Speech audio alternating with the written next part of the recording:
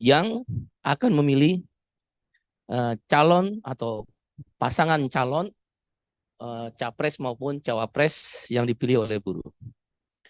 Yang kedua, nanti dan juga sikap Partai Buruh dan KSPI terkait dengan upah minimum provinsi di seluruh Indonesia, khususnya di DKI, dan di akhir November akan ditetapkan minimum kabupaten kota atau UMK di seluruh Indonesia.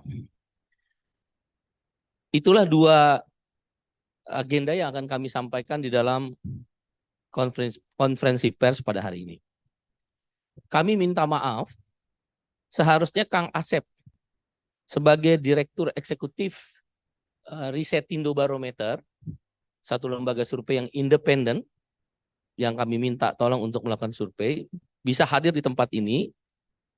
Tapi baru semalam saya dapat kabar, beliau punya sedikit urusan di Kuningan, Cirebon. Nah, anaknya sedang mengalami satu masalah.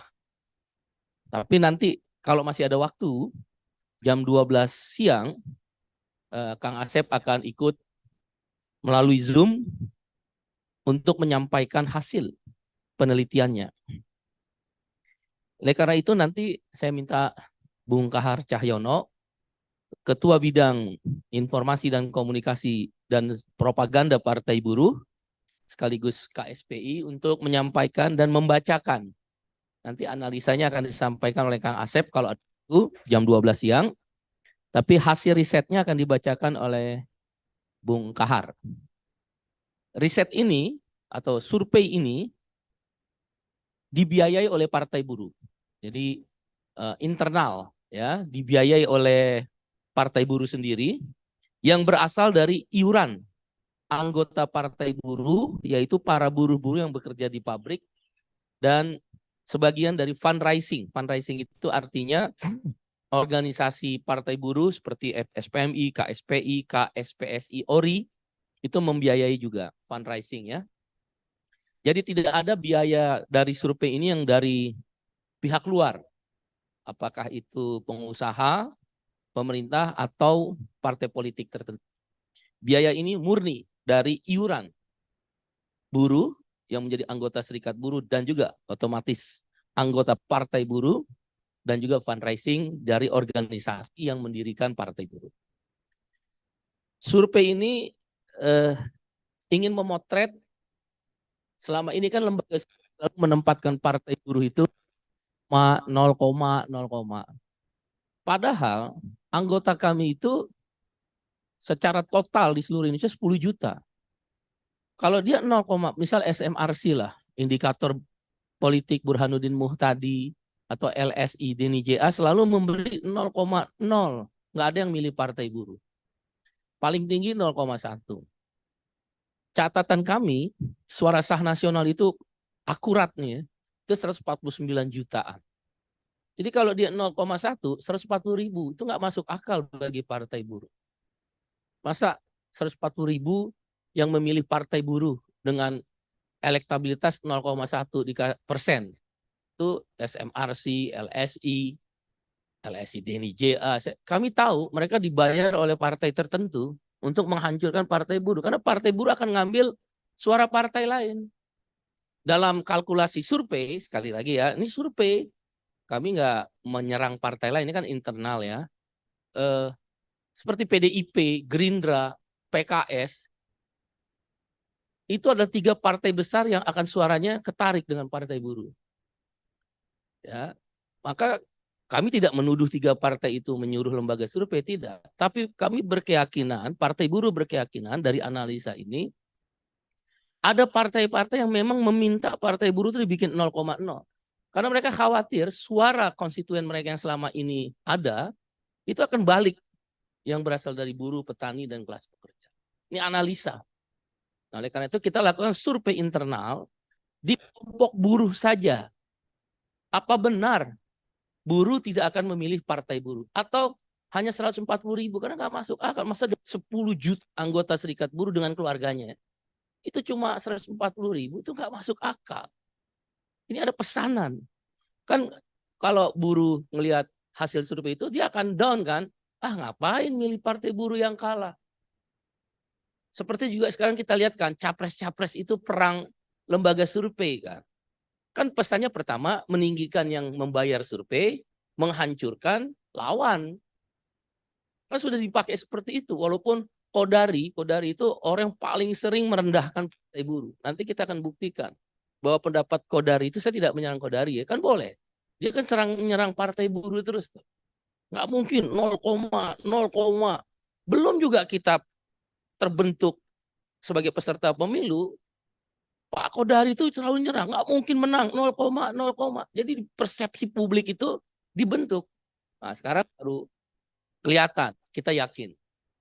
Masuk capres pilihan partai buruh. Teman-teman udah lihat, serikat buruh ini dukung capres ini, serikat buruh ini dukung capres. Itu elit. Elit percaya, itu udah pengalaman 3 periode pemilu. Jadi kalau elitnya memutuskan, itu tidak mengikat ke bawah. Kenapa? Karena ADART mereka menolak untuk berpolitik. Beda dengan KSPI, FSPMI, dan elemen partai buruh. Dia mengikat. Begitu diputuskan oleh SPMI, diputuskan KSPI, dia mengikat, ikut. Kalau yang elit-elit itu enggak. Bahkan dalam survei ini menjelaskan, elitnya milih sudah memutuskan partai ini, elitnya sudah memutuskan capres ini, dalam survei ini enggak, ikut partai buruh.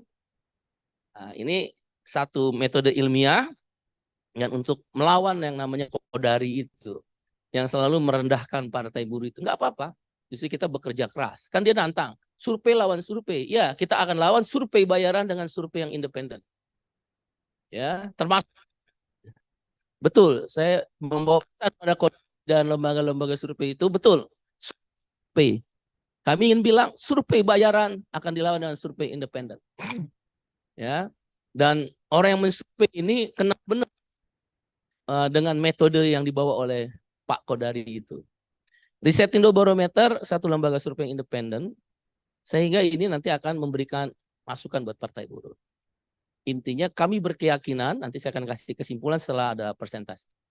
Intinya kami berkeyakinan 3 bulan ini partai buruh akan lolos parliamentary threshold 4%. Dan partai yang akan menyeimbangkan yang selama ini bicara tentang kepentingan kelompok modal, ya, hukum dimain-mainkan, omnibus law adalah membuat kita masa, termasuk Anda jurnalis kan terancam itu. Anda akan jadi kontributor semua atau outsourcing sebenarnya nanti. Dibayarnya upah per jam. Jadi Anda nyorot berapa jam, itu upahnya yang akan dibayar. Naik upah nggak akan lebih dari kenaikan PNS. Lihat aja sekarang. Mereka akan jalan terus. Ya silakan aja, kalau partai buruh udah di parlemen, kita lawan habis. Ya, insya Allah. Yang belum jadi partai aja kami keras, apalagi sudah ada partai. Partai ini bukan partai dinasti. Nggak ada keluarga-keluarga yang menguasai partai ini. Sampai hari ini pun kami belum memutuskan capres, karena kami sedang timbang. Opsinya tidak memilih capres manapun, oposisi dari awal. Ya, mungkin saja. Nanti menjelaskan dulu hasil survei, nanti di akhir saya akan kesimpulan beberapa sikap dari partai buruh, dan di terakhir kami akan menjelaskan langkah-langkah dan KSPI untuk menyikapi keputusan UMP dan UMK yang akan diputuskan di akhir November. Silakan Bung. Harusnya ini Kang Asep ya, Direktur Eksekutif Riset Indobarometer. Dia minta maaf, semalam dia harus ke Kuningan, Cirebon. Tadi saya bilang ada persoalan dengan keluarga, urusan keluarga. Penting sekali. Bung Kahar hanya membacakan saja presentasi daripada hasil survei ini. Nanti kawan-kawan sabar menunggu, jam 12 dia akan memberikan analisanya. Bung Kahar. Ya, baik. Terima kasih, Bung Iqbal. Kawan-kawan, saya hanya membacakan saja karena saya tidak terlibat dalam survei ini. Survei ini dilakukan oleh Riset Indobarometer.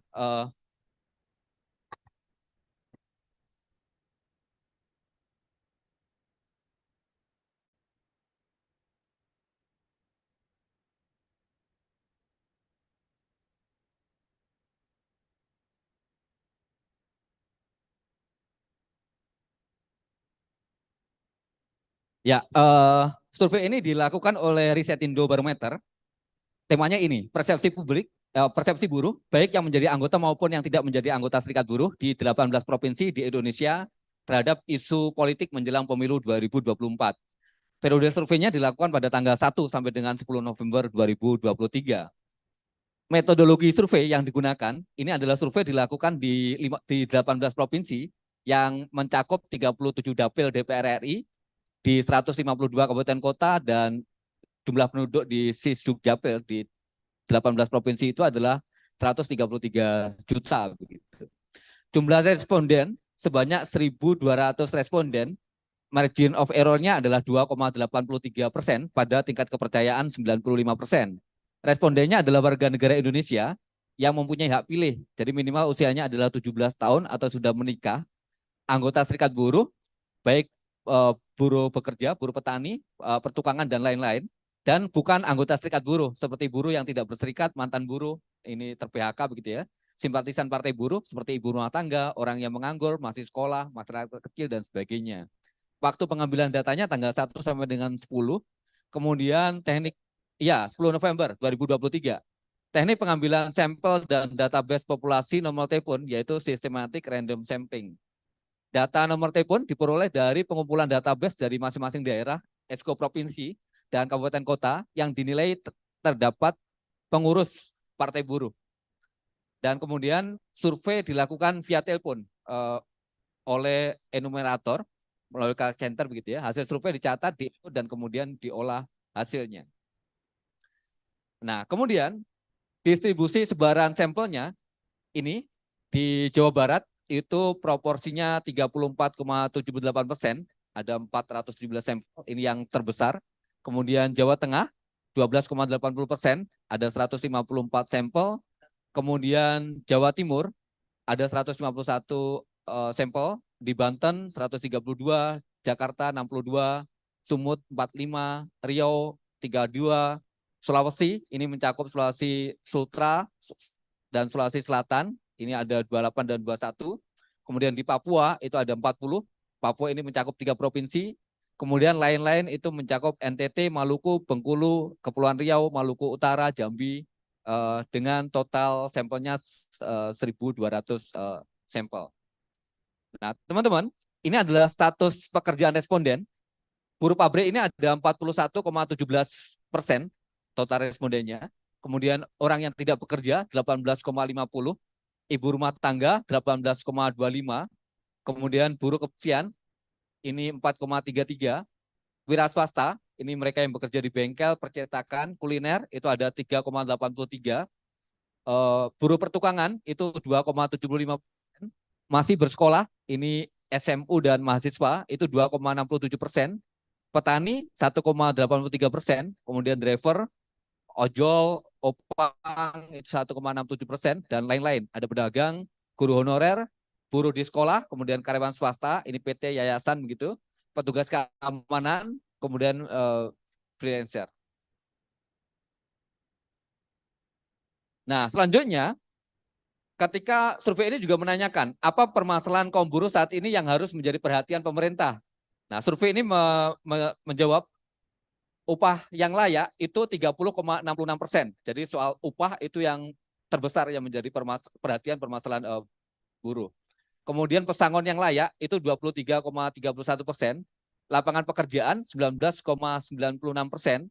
Kemudian setelah itu ada hapus outsourcing 4,81%. Berikutnya kestabilan harga barang, pemberantasan korupsi, jaminan sosial, tolak sistem karyawan kontrak, pajak yang berkeadilan, kelestarian lingkungan hidup, kedaulatan rakyat, tanah untuk petani, BPJS gratis, perlindungan kerja wanita, jam kerja yang manusiawi. Nah, ini kalau kita lihat dari sini, 3 besarnya adalah upah yang layak, pesangon yang layak, kemudian lapangan pekerjaan. Nah, kemudian yang menjadi 5 perhatian ini ya, permasalahan penting saat ini yang harus menjadi solusi nyata dari pemerintah yang paling banyak diungkap para buruh adalah upah yang layak, ini 30,66%, pesangon yang layak 23,31%, kemudian lapangan pekerjaan 19,96%, hapus outsourcing 4,81%, dan kestabilan harga barang 4,15%. Jadi Partai Buruh bisa fokus dan prioritas mengangkat permasalahan-permasalahan tersebut untuk berjuang mengkampanyekan aspirasi para buruh untuk para pekerja dan buruh. Jadi ini 5 perhatian yang dipotret melalui hasil survei. Kemudian ada pertanyaan selanjutnya, menurut Anda partai mana yang paling keras menolak Undang-Undang Cipta Kerja atau Omnibus Law? Nah ini hasil surveinya mengatakan Partai Buruh itu 69,1% yang paling keras menolak Undang-Undang Cipta Kerja. Kemudian responden mengatakan PDIP itu 7,4%, Gerindra 5,4%, PKS 3,3%, Demokrat 0,8%, Golkar 0,7%, Nasdem 0,5%, PBB 0,1%, kemudian PAN, PKB itu masing-masing 0,1%, kemudian yang tidak ada ini tidak menjawab gitu 12,7%. Jadi para buruh dominan mempersepsikan bahwa partai yang paling keras menolak Undang-Undang Cipta Kerja atau Omnibus Law yaitu yang pertama Partai Buruh 69,1%, berikutnya PDIP, Gerindra, dan PKS. Untuk pertanyaan ini, menurut Anda partai mana yang paling peduli memperjuangkan nasib kaum buruh, petani, dan masyarakat kecil?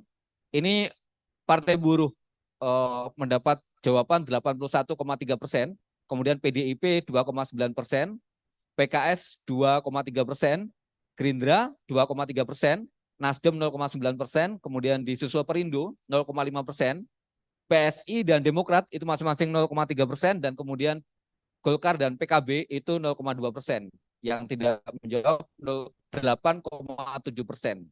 Jadi para buruh dominan mempersepsikan bahwa partai yang paling peduli memperjuangkan nasib kaum buruh, petani, dan masyarakat kecil yaitu Partai Buruh 81,3%, berikutnya adalah PDIP, PKS, dan kemudian Gerindra.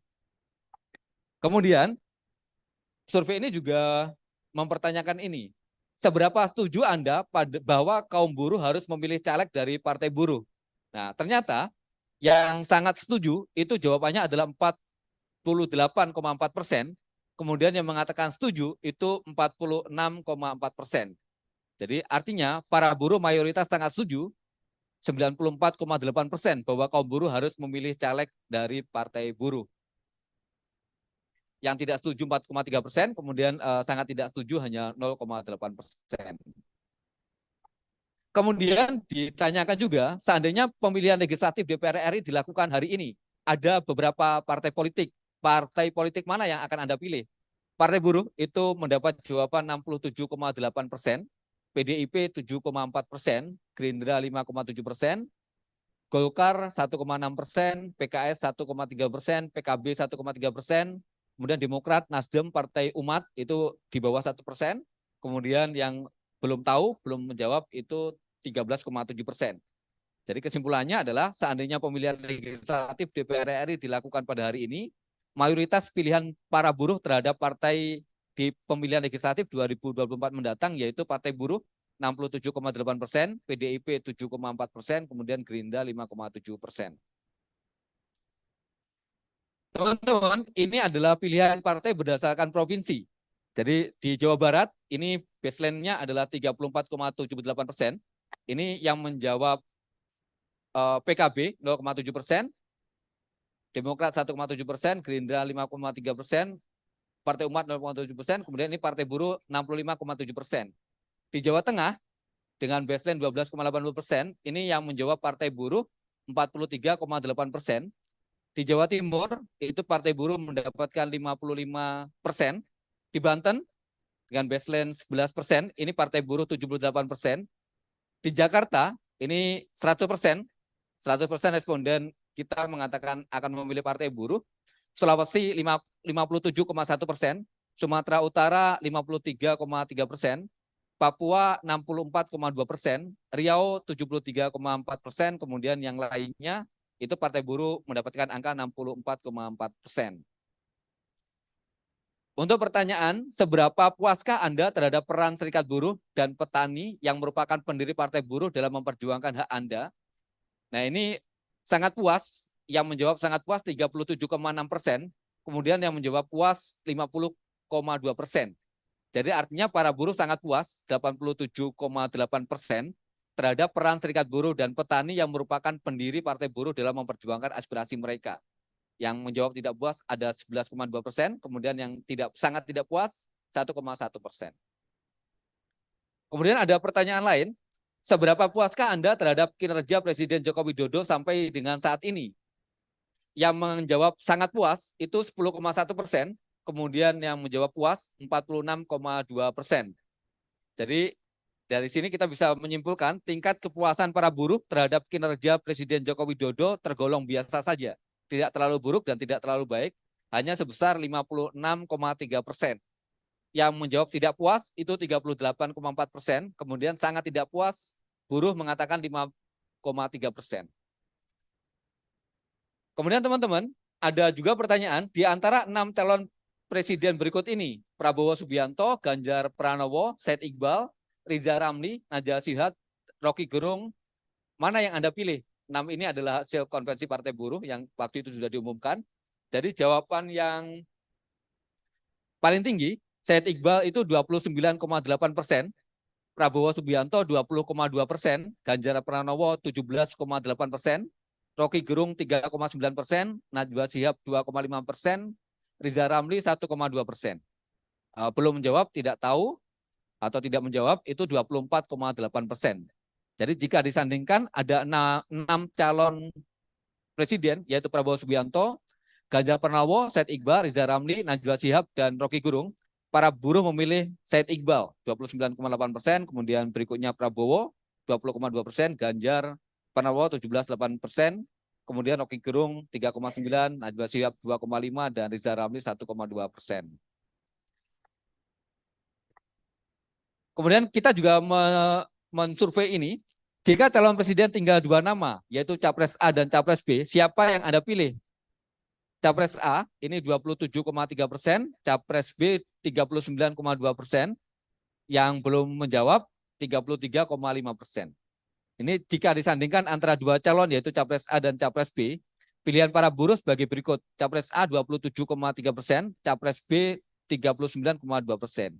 Belum memutuskan atau tidak memilih atau rahasia, tidak tahu atau tidak menjawab sebesar 33,5%.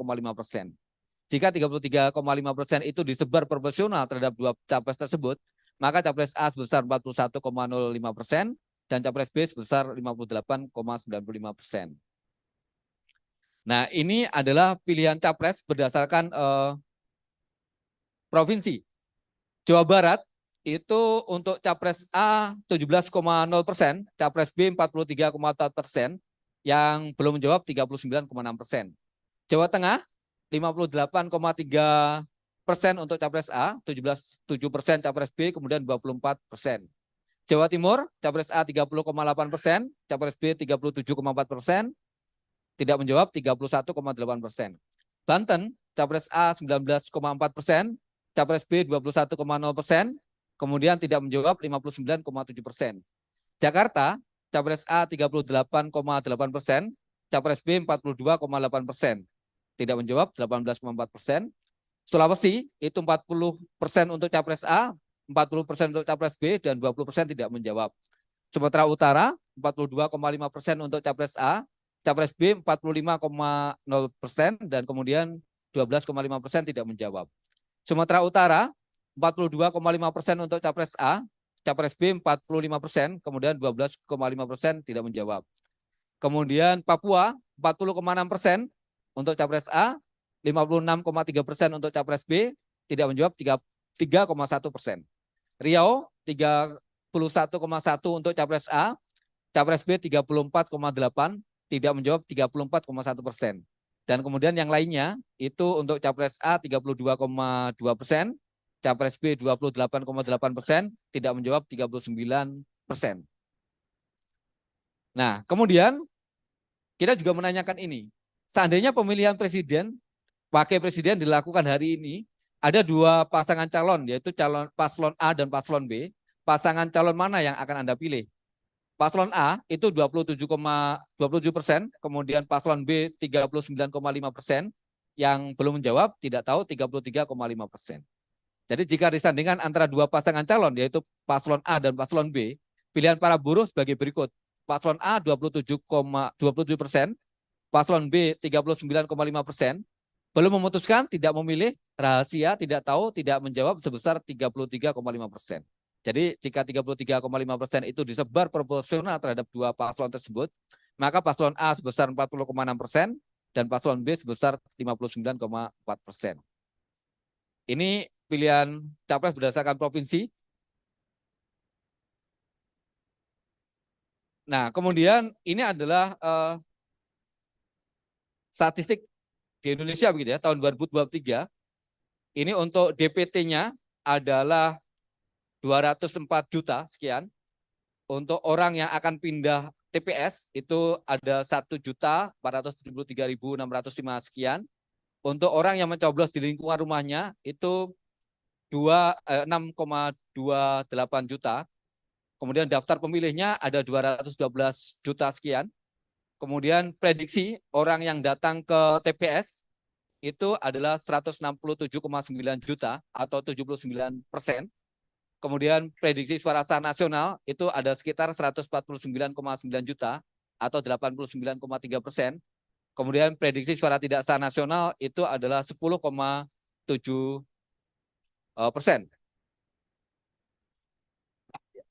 Baik, Bung Kahar, karena Kang Asep udah bergabung di Zoom. Udah gabung di Zoom nggak? Udah gabung di Zoom. Kang Asep, dibuka deh. Kang Asep udah gabung ya? Oke, udah gabung, siap. Ya, Asep Saya sudah dibuka, bergabung. Kang Asep? Ya. Halo, Ya, tes. karena ya ada Kang Asep Saifuddin, Direktur Eksekutif Riset Indobarometer. Beliau yang akan melanjutkan. Kang Asep melanjutin yang statistik dan rekomendasi ya. Baik. Baik, terima kasih. Baik, silakan. Sekarang udah Ya, ditampilkan statistik. ya, Silakan Kang Asep. lanjutkan aja ya, Bang Said. Ya, terima kasih. Salam kenal semuanya. Saya Asep Saifuddin dengan panggilan Kang Asep. Saya adalah pimpinan di dalam kegiatan survei internal Partai Buruh ini. Sebagaimana sudah disampaikan tadi sebagian ya oleh Bung Kahar, sampai dengan statistik Indonesia tahun 2023. Yang saya hormati semuanya para wartawan ya Bang Said ya, Bang Iqbal ya, yang hadir. Ini saya ingin mengilustrasikan hasil survei, memaparkan hasil survei ini bahwa setelah ini sebenarnya banyak pertanyaan yang kami ajukan dan disclaimer metodologinya adalah survei ini dilakukan di 18 provinsi di Indonesia yang terdiri dari kurang lebih 37 dapil DPR RI dan 152 kabupaten kota di Indonesia. Dan secara pengambilan sampel secara proporsional dengan jumlah sampel 1.200 responden, kalau dihitung secara statistik, margin of error kurang lebih 2,83%, pada tingkat kepercayaan 95% secara metodologi kegiatan surveinya. Ya, ke metodologi. Nah ini kemudian respondennya siapa? Responden ini adalah warga negara Indonesia yang mempunyai hak pilih minimal 17 tahun atau sudah menikah. Tapi adalah anggota serikat buruh, baik itu buruh pekerja, buruh petani, buruh petukangan dan lain-lain, dan juga sekaligus bukan memungkinkan bukan anggota serikat buruh juga, seperti halnya buruh yang tidak berserikat, mantan buruh, atau juga mungkin simpatisan partai buruh di situ, seperti ibu rumah tangga, masih menganggur atau belum bekerja, masih sekolah, termasuk juga kategori masyarakat kecil dan lain-lain. Ini pengambilan data baru saja dilakukan tanggal 1 sampai 10 November. Survei dilakukan terhadap responden dengan wawancara via telepon oleh call center. Hasil survei dicatat, diinput, dan kemudian diolah. Hasilnya seperti yang sudah dipaparkan sebagian oleh Bung Kahar tadi ya. Secara umum saja singkat-singkat Bung Kahar, barangkali langsung aja ke sebaran. Next. Bung Kahar, ya lanjut.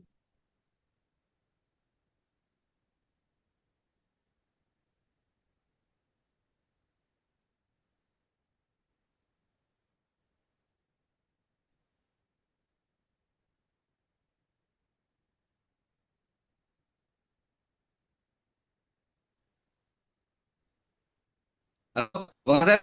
Halo, ya, ya Bung Kahar bisa bisa dilanjut ya ininya slide-nya. Slide ininya mana ya? Apa? Eh, di apa? Bisa diberikan akses nggak saya untuk apa namanya share screen? Oke,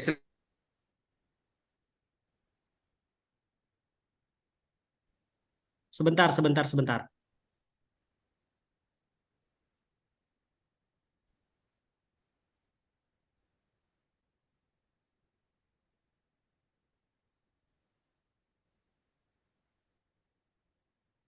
Sudah bisa? Saya share screen aja langsung dari sini ya. Oke, baik. Ya, sudah terlihat ya. Tadi yang saya sebutkan itu. Kemudian ini adalah sebarannya ya, kurang lebih sebaran distribusi sampel. Kita mengambil ada sekitar 18 provinsi di Indonesia, dari mulai yang terbesar proporsi populasinya sampai yang terkecil proporsi populasinya. Jawa Barat contohnya ini adalah proporsional sesuai dengan kajian samplingnya ya, bukan proporsional di Indonesia berdasarkan 38 provinsi. Nah, contohnya di Jawa Barat dari 9 dapil DPR RI itu ada 46 juta di Sdukcapil. Kemudian Jawa Tengah 17 juta, Jawa Timur 16 juta dan seterusnya dengan proporsi masing-masing 34%, 12,8% dan seterusnya. Akhirnya jumlah sampel masing-masing berbeda-beda. Jawa Barat misalkan kita terambil 417 sampel, 154 untuk Jawa Tengah, Jawa Timur 151 dan seterusnya. Sehingga total dari distribusi itu ada sebanyak 1.200 responden yang kita ambil dari 18 provinsi atau 37 DPR RI, dapil DPR RI dan 152 kabupaten kota di Indonesia. Ini adalah sebaran Bapak Ibu ya, sebaran status responden. Jadi di sini ada yang memang buruh yang berserikat maupun buruh yang tidak berserikat. Misalkan buruh pabrik di sini. Kemudian ada buruh kebersihan, ada wira swasta, bengkel, percetakan, kuliner dan sebagainya. Dan ada juga yang tidak berserikat, bahkan mungkin simpatisan. Di sini ada yang belum bekerja, tidak bekerja, menganggur ya 18,5%. Ibu rumah tangga 18,25%. Ini menunjukkan bahwa sebaran ini memang nyata adanya. Anggota di daerah baik eksko provinsi maupun di daerah itu memberikan keterangan persepsi kepada kami terkait dengan status pekerjaan baik itu yang berserikat maupun yang tidak berserikat. Ini adalah permasalahan utama yang harus menjadi perhatian pemerintah terkait dengan permasalahan kaum buruh. Paling banyak adalah upah yang layak. Kemudian pesangon yang layak, lapangan pekerjaan, hapus outsourcing, kestabilan harga barang. Dan ini merupakan selaras dengan portfolio perjuangan Partai Buruh sebenarnya. Kalau saya lihat di visi misi. Dan di sini sebenarnya kalau saya kaitkan dengan survei nasional bahwa yang dibutuhkan saat ini adalah misalkan yang paling dominan di berbagai lembaga survei pun adalah masalah perekonomian. Perekonomian itu lebih diantaranya adalah lapangan pekerjaan. Ini hampir selaras. Jadi apa yang dibutuhkan oleh masyarakat khusus di segmen buruh itu adalah tentang perekonomian rakyat kecil, terutama lapangan pekerjaan. Dan yang mereka yang paling diungkapkan saat ini yang benar-benar langsung bersentuhan dengan kebutuhan mereka adalah upah dan pesangon yang layak. Kemudian ini adalah partai yang penilaian terhadap partai buruh. Partai yang paling keras menolak Undang-Undang Cipta Kerja itu masih mayoritas partai buruh. Kemudian partai yang paling peduli memperjuangkan nasib kaum buruh lebih tinggi lagi sebesar 81,3% partai buruh. Walaupun ada beberapa partai yang lain. Kemudian setuju atau tidak kaum buruh harus memilih caleg dari partai buruh. 94,8% sangat setuju. Bisa saya kategorikan sangat setuju. Ini mereka di daerah, di esko provinsi maupun kabupaten kota, mereka saya kategorikan sangat loyal terhadap pilihan mereka. Mereka selaras setuju, yakin bahwa dengan jelas terang-terangan bahwa saya setuju bahwa kaum buruh harus memilih caleg dari partai buruh.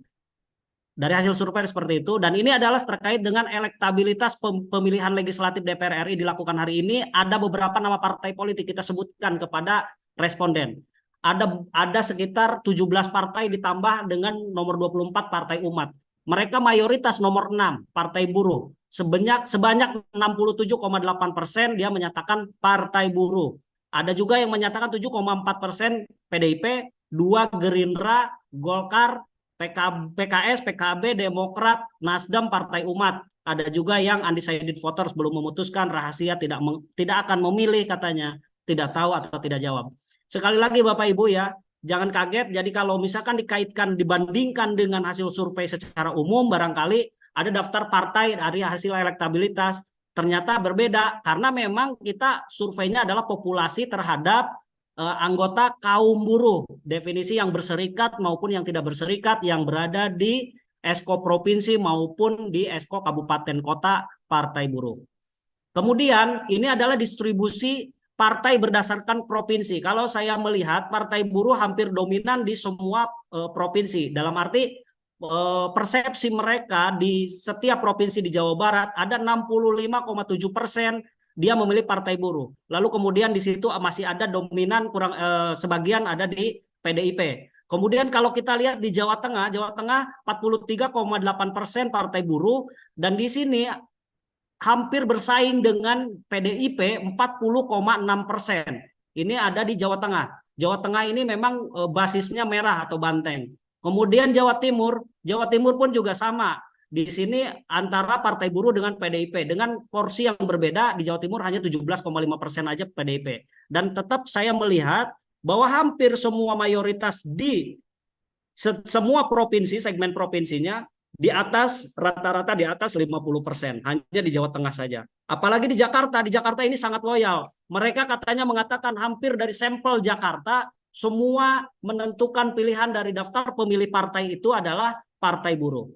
Kemudian di sini seberapa puas terhadap peran serikat buruh dan petani yang merupakan pendiri Partai Buruh dalam memperjuangkan hak bagi mereka sebagai anggota yang berserikat maupun yang tidak berserikat. 87,8% mereka puas. Kalau 87,8% itu berarti mereka itu sudah kategori menurut saya sangat puas. Tingkat kepuasannya sangat tinggi. Kemudian seberapa puas? Nah, hal berbeda terhadap kinerja Presiden Jokowi. Saya bisa katakan kaum buruh di esko provinsi maupun daerah yang berserikat maupun yang tidak berserikat hanya 56,3% yang puas terhadap kinerja Presiden Jokowi. Artinya bahwa menurut saya ini nggak puas-puas amat, biasa-biasa saja, tidak terlalu buruk, tidak terlalu baik juga. Dalam arti ini ada permasalahan apa yang terjadi dengan persepsi kaum buruh. Kemudian kalau saya sandingkan ada 6 nama calon presiden, ada Prabowo, ada Ganjar, ada Said Iqbal, ada Rizal Ramli, Najwa Shihab, Rocky Gerung. Ini nama yang kita uji, kita persembahkan, sandingkan. Mereka mau pilih siapa? Ternyata masih 29,8% Said Iqbal, kedua di situ ada Prabowo 20,2%, kemudian ada 17,8% Ganjar Pranowo, Rocky Gerung 3,9%, kemudian Najwa Shihab 2,5%, paling kecil Rizal Ramli 1,2%, undecided voters belum memutuskan, tidak memilih, rahasia, tidak tahu atau tidak jawab 24,8%. Di sini ini adalah sengaja kami berikan inisial atau disamarkan hanya nanti untuk kebijakan untuk menentukan Partai Buruh harus berlabuh ke capres atau paslon siapa itu menunggu rapat presidium ya. Jadi kita samarkan terlebih dahulu bahwa kita sandingkan nih ada 2 capres, capres A, capres B. Jika capres ada tinggal 2 nama, capres A maupun capres B, siapa yang Anda pilih? 27,3% memilih capres A. Kemudian 39,2% capres B. Di sini ada 33,5% undecided voters atau swing voters, belum memutuskan, tidak memilih, rahasia, tidak tahu, tidak jawab. Seandainya 33,5% ini kita distribusi secara proporsional terhadap capres A maupun capres B, akan menghasilkan proporsi sebesar capres A menghasilkan 41,055% dan capres B menghasilkan 58,95%. Itu capres ya, nama tunggal orang. Nah, bagaimana kalau kita capres tunggal ini kita sebar di provinsi? Kalau kita melihat capres A dengan capres B ini berbeda-beda keunggulan. Kalau saya melihat di Jawa Barat unggul capres B, Di Jawa Tengah unggul Capres A, di Jawa Timur unggul Capres B, hampir bersaing kuat dengan Capres A. Kemudian Banten ini mayoritas bersaing kuat, tetapi mayoritasnya masih undecided voters. Jakarta masih unggul Capres B, kemudian Sulawesi bersaing kuat, Sumut juga kategori bersaing kuat, Papua unggul Capres B, Riau juga bersaing kuat. Kira-kira seperti itu. Dan lainnya itu terdiri dari provinsi-provinsi kecil. Itu juga kurang lebihnya bersaing kuat antara Capres A maupun Capres B. Undecided voters rata-rata 30-35%. Kemudian kalau kita sandingkan antar paslon, ada 2 paslon, jadi berpasangan paslon A dengan paslon B. Sama halnya inisial seperti kayak calon ya. Paslon A menghasilkan 27,0%, paslon B 39,5% dan undecided voters 33,5%. Jika 33,5% itu disebar proporsional terhadap 2 paslon, maka paslon A sebesar 40,6%, paslon B sebesar 59,4%. Kalau didistribusikan by provinsi, ini pun juga sama seperti kayak calon. Agak mirip tetapi angka yang berbeda dalam kisaran margin of error. Jawa Barat misalkan unggul paslon B. Jawa Tengah unggul paslon B tapi bersaing kuat. Banten bersaing kuat. Kemudian Jakarta bersaing kuat. Sulawesi unggul paslon B tetapi dalam kisaran margin of error agak bersaing kuat. Sumut juga unggul di paslon B, Papua unggul paslon B, dan Riau unggul paslon B. Lainnya kurang lebihnya bersaing kuat dengan kisaran margin of error 30-35%. Kemudian ini adalah statistik terakhir yang terakhir tadi mau dibahas oleh Bung Kahar ya. Ini saya ingin menunjukkan bahwa dari hasil elektabilitas Partai Buruh tadi sebesar 67,8%, kita runut kepada data pemilih tetap.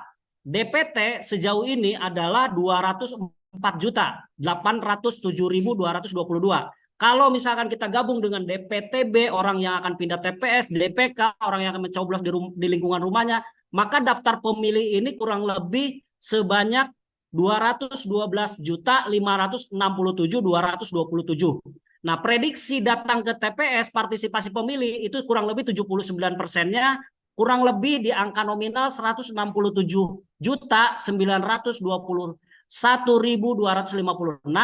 Kalau kita bicaranya prediksi suara sah, kalau yang datang itu kan partisipasinya doang ya. Kemudian kalau kita runut, kita cabangkan ada yang sah, ada yang tidak sah. Yang suara sah nasional itu 89,3%-nya dari bulat 79% tadi. Kurang lebih sekitar 149.902.703. Prediksi suara tidak sah nasionalnya 18 jutaan. Nah, kalau kita, ini adalah prediksi saya, kalau kita hitung prediksi parliamentary threshold ambang batas nilai batasnya partai ke parlemen itu minimal 4%. Kalau 4%-nya kali prediksi suara sah, maka setidaknya harus mengantongi angka 5,9 juta.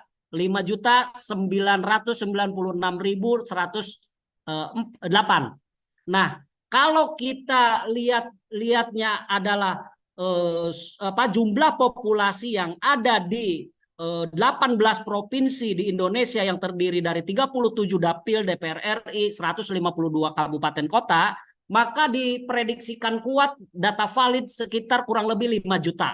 Kalau 5 juta itu kita kalikan terhadap elektabilitas hasil survei yang sebagaimana paparan sebelumnya sebanyak 67,8%, maka 67,8% kali 5 juta sekitar 3.390.000.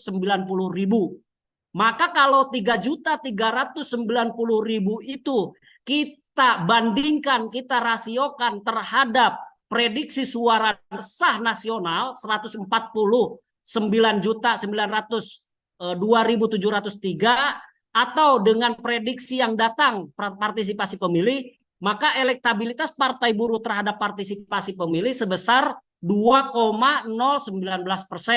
Jika elektabilitas Partai Buruh terhadap prediksi suara sah nasional itu sebesar 2,2 2,61%. Validitas angkanya seperti itu. Kalau dibulatkan sekitar ya Partai Buruh sudah mencapai angka 2,3%. Seperti itu ya. Jadi intinya kalau kita bandingkan lagi dengan data sumber Susenas atau sensus ekonomi nasional Maret 2023, jumlah total buruh yang terdiri dari petani, nelayan atau petani tambak, petani buruh, peternak, buruh tukang, kayu, batu, pedagang kecil, pengemudi ojek online atau ojek pangkalan, supir truk dan sebagainya, kerja tidak tetap, serabutan, itu kita totalkan 29,9%.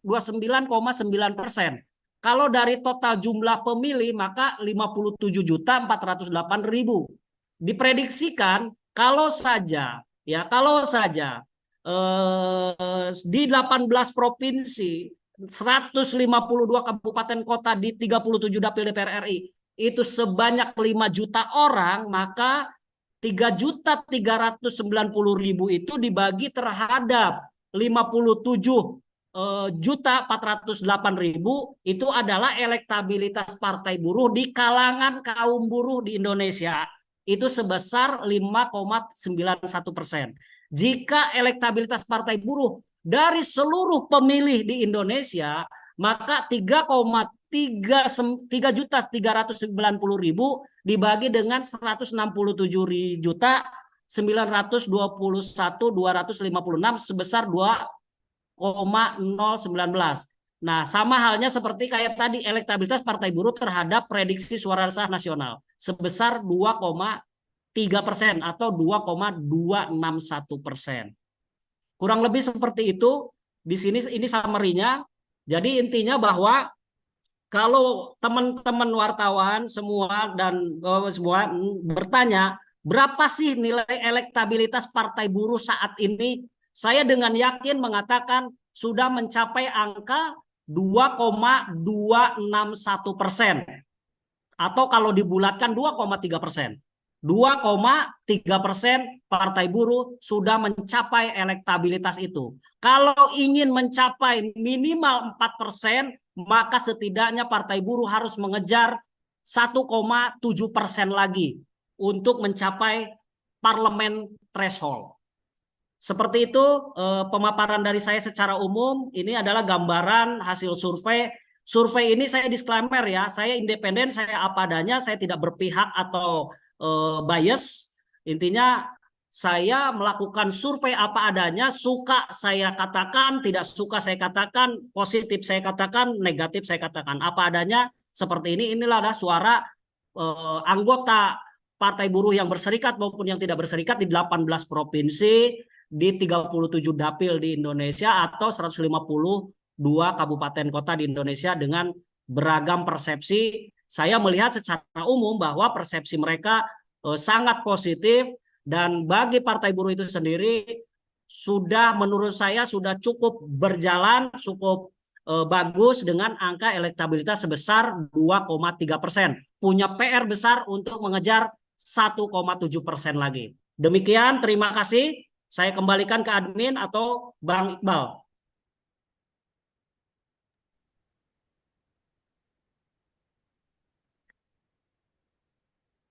Bang Kahar. Oke, terima kasih Kang Asep. Makasih ya. Ya. Baik, kawan-kawan semua. Jadi tantangan Pak Kodari telah kami jawab. Survei lawan survei. Dan survei ini nggak ada cukong. Survei ini dibiayai oleh siapapun. Ya, kecuali survei ini adalah dibiayai oleh internal partai dari iuran buruh langsung.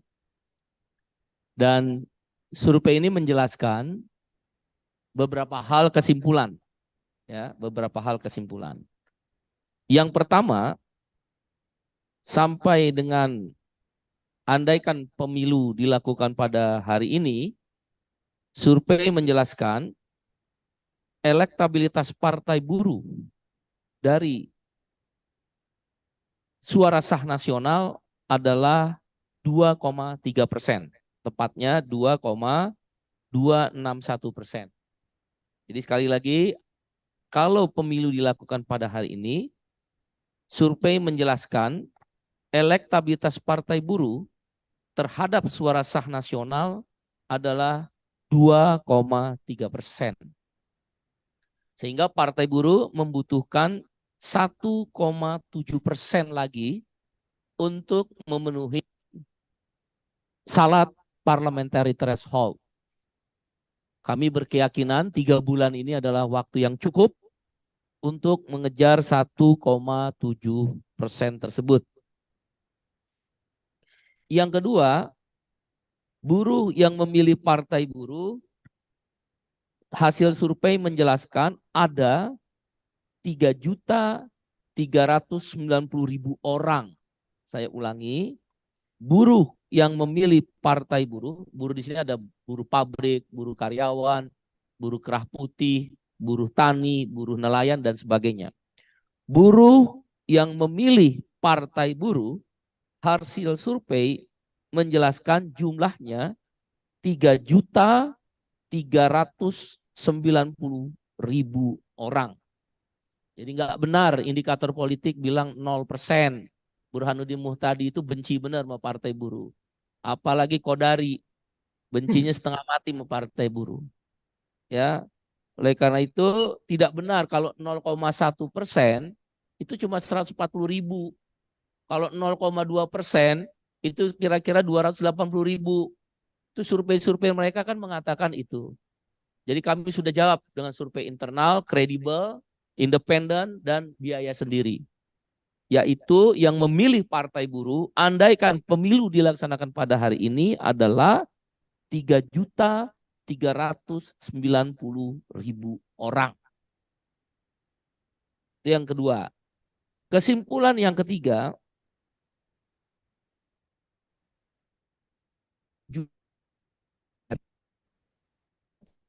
dapil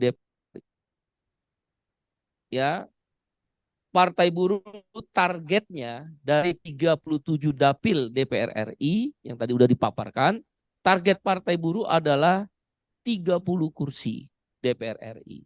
30 kursi DPR RI.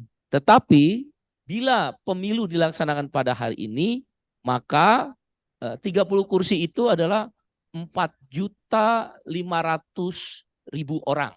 Jadi kalau 30 kursi itu suara sah nasional yang harus didapatkan Partai Buruh 4.500.000 orang. Tapi faktanya kita baru dapat 3.390.000. Maka kalau pemilu dilakukan pada hari ini ada 20 kursi yang akan direbut oleh Partai Buruh. Ini survei. Ya, ini survei. Nah, itu kesimpulan. Itu kesimpulan. Nah, data pendukungnya, teman-teman tadi sudah dijelaskan kenapa data itu bisa diyakini oleh Partai Buruh dari hasil survei apa adanya. Pertama, data pertama adalah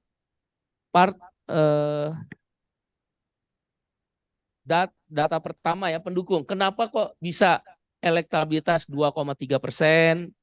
Yang memilih Partai Buruh dari buruh ya, buruh. Saya nggak bicara yang lain-lain. Dari buruh itu akan memilih 3.390.000 orang. Dan yang ketiga tadi sampaikan apa namanya, kursi yang andaikan pemilu saat ini Partai Buruh dapat 20 kursi DPR RI. Ya, target 30. Memang belum tercapai, kan masih 1,7% lagi. Ya, 20 kursi. Nah, dari mana itu data-data itu dari survei ini yang menjelaskan kok bisa dapat 2,3% elektabilitas, 3.390.000 buruh.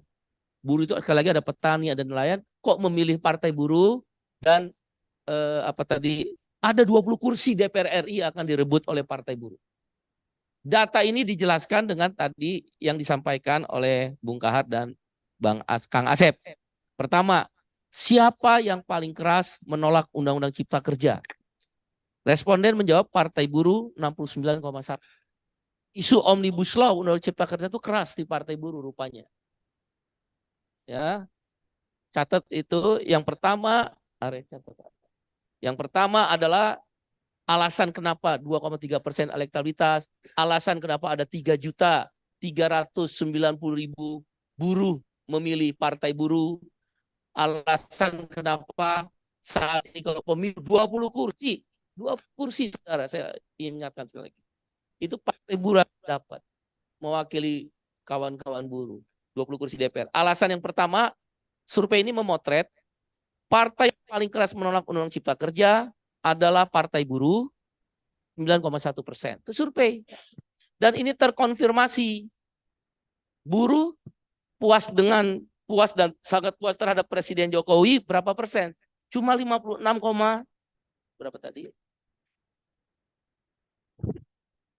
Bentar ya. Berapa tadi yang Jokowi? 56,7% ya. 56,7%. Jadi terkonfirmasi 56,3%. Seberapa puas buruh terhadap Presiden Jokowi? 53% terkonfirmasi. Jadi partai yang paling keras nolak Omnibus Law Partai Buruh, yaitu 69,3%, ya, 69,1%, 69,1% menyatakan paling keras nolak Omnibus Law, 69,1% ada Partai Buruh. Kepuasan pada Pak Jokowi, buruh menyatakan 56,3%. Wajar. Karena 69,1% ada yang menolak Omnibus Law itu. Terkonfirmasi. Ya, Pak Kodari, Pak Burhanuddin, kalau kasar lah, ya, termasuk LSI, Denny JA dan sebagainya. Ayo adu data, kami siap. Jangan orang-orang kecil itu kamu pihakkan pada uang. Ya, saya tidak perlu. Alasan kedua, jadi yang menolak keras Undang Cipta Kerja, kan elektabilitas 2%. Alasan kedua, survei memotret ya partai yang paling peduli memperjuangkan nasib kaum buruh, petani, masyarakat kecil. Kata si responden 81,3% adalah Partai Buruh. Wajar, karena kan respondennya buruh. Kan kita mau motret buruh, nggak ada urusan di luar buruh. Jadi 81,3% si responden bilang betul partai ini, Partai Buruh adalah yang peduli pada orang. Jadi saya goodbye ya Mas Kodari, Pak tadi survei Anda buruh salah.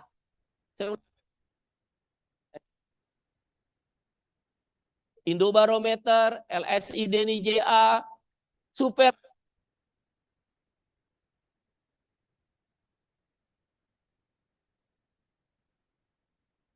Minta maaf, data kami begini.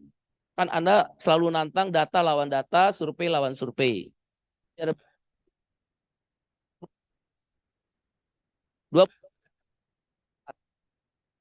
Menurut survei di buruh. Karena ada 3.390.000 buruh milih Partai Buruh. Ya, alasan yang kedua tadi yang memperoleh nasib buruh, Partai Buruh dipilih 81,3%. Alasan yang ketiga, nah ini yang paling top. Buruh pilih buruh. Ini survei memotret. Buruh pilih buruh itu sebanyak 94,8%. Betul, ada buruh yang milih PDIP, ada kecil. Ada buruh yang milih PKS, kecil. Nah itu yang saya bilang, ada kekhawatiran partai-partai besar yang konstituennya buruh, dia akan balik ke Partai Buruh. Ini terjawab. Buruh memilih caleg Partai Buruh, jumlahnya 94,8%. Oh itu hanya di 18 provinsi. Betul, 18 provinsi, 37 dapil, itulah basis buruh. Itulah lumbung suaranya Partai Buruh. Seperti di Brazil. Enggak seluruh Brazil milih Partidos dos Trabalhadores Partai Buruh Brazil yang menang hari ini dan menang sebelumnya. Dia ada lumbung suaranya di mana? Porto Alegre dan Sao Paulo. Memang Partai Buruh itu tidak merata. Hati-hati ya partai besar, saya goodbye. Saya tidak ingin sombong-sombongan. Cuma saya Kesel aja Anda ngecil-ngecilin partai buruh, gitu aja lah. Mudah-mudahan media kasih tahu, saya kesel sama mereka. Bikin data seenaknya aja gitu loh. Ya jelas aja dia respondennya kecil kok buruh. Ya. Jadi di seluruh dunia, kemenangan Partidos dos Trabalhadores di Brazil, kemenangan Unidad Podemos di Spanyol, kemenangan Partai Buruh di Australia, Partai Buruh di Inggris, Partai Sosial Demokrat di negara-negara Nordik, karena memang mereka punya sekutu abadi daerah-daerahnya. Nah, Partai Buruh di 18 provinsi, 37 dapil. Maka say goodbye pemilih Partai Buruh itu 3.390.000 orang. Ya. Nah, buruh pilih caleg Partai Buruh menurut buruh, nggak menurut rakyat Indonesia. Tapi jumlah buruh kan besar. Susenas tadi menjawabkan jumlah buruh itu 57 juta. Hati-hati loh, ini kita akan gerak terus ke buruh. Kita nggak akan di luar buruh. Kita nggak akan di luar buruh. Pokoknya buruh, petani, nelayan, buruh perempuan, dan lain sebagainya. 94,8% kaum buruh menyatakan akan memilih Partai Buruh. 94,8%. Makanya dapat 20 kursi. 20 kursi DPR RI, saudara. Di atas P3. P3 cuma 19 kursi. Hitungan kami ini akurat. Kami udah hitung dengan data pemilu 2014, 2019. Ini statistiknya. Ini nggak dipunyai oleh partai lain maupun oleh lembaga survei. Data akurat dari Partai Buruh oleh Katimsus, ya. Prediksi yang datang ke TPS aja kami udah bisa hitung. Prediksi yang datang ke TPS itu adalah 167.921.256. 79% akan datang ke TPS. Ini pakai analisa matematika pemilu. Konsultan politik aja belum tentu punya ini. Bukan ini nyombong, ini data lawan data kan, tantangannya begitu. Survei lawan survei, ayo kita adu. Ini bukan sombong-sombongan. Prediksi suara sah nasional, Partai Buruh udah bisa hitung. Yaitu 149.902.703 atau 89,3%. Ini akurat data, boleh adu data. Bang Kodari, ya, Hanuddin Muhtadi, saya goodbye lah, Anda hancurin Partai Buruh terus. Ya, silakan terima uangnya, tapi data Anda bohong. Menurut Partai Buruh, kalau yang lain nggak tahu saya. Berikutnya adalah alasan yang berikutnya itu 2,3%. Nah, berapa elektabilitas Partai Buruh yang dipilih oleh buruh? Oleh buruh ya, oleh buruh. Di 18 provinsi, 37 dapil. Yaitu survei mengatakan 67,8% elektabilitas Partai Buruh, buruh akan memilih Partai Buruh. Nah, kalau ada 5 juta buruh, ini data Kemenaker dan data Serikat Buruh kita kumpulkan, metode Anda beda dengan metode kami tentang buruh. Ya, lembaga-lembaga survei lain. 5 juta buruh itu kalau dikalikan 67,8% elektabilitasnya, maka ketemu 3.390.000. Nah, demikian. Per provinsi nanti bisa di. Nah, untuk capres, ya. Untuk capres, mungkin yang ngobrol, jangan ngobrol dulu kali ya. Teman-teman di belakang, tolong jangan ngobrol dulu. Karena ini masuk ke Zoom. Terima kasih kawan-kawan. Nah, untuk capres-cawapres, kan kami sudah jelaskan. Di Partai Buruh itu ada 3 tingkatan. 1, Rakernas dan pencermatan. Sudah ada, muncul 6 nama. Prabowo Subianto, Ganjar Pranowo, Said Iqbal, Riza Ramli, Rocky Gerung, dan Najwa Shihab. Kemudian setelah pencermatan dan Rakernas, masuk step kedua. Step kedua adalah konvensi. Nah, ini konvensi. Kita udah kuesioner ke puluhan ribu anggota. Hasil kuesioner kita uji lagi dengan metode ilmiah. Kalau kuesioner kan bukan metode ilmiah. Kuesioner itu hanya nanya ke buruh, buruh, ini ada calon presiden, siapa yang dipilih? Udah ada. Dari ini 20.000 kita kasih ke mana? Ke Kang Asep, riset Indo Barometer, dan secara acak diambillah 1.200 responden, 20.000 nomor telepon juga secara acak dikirim dari 8 provinsi.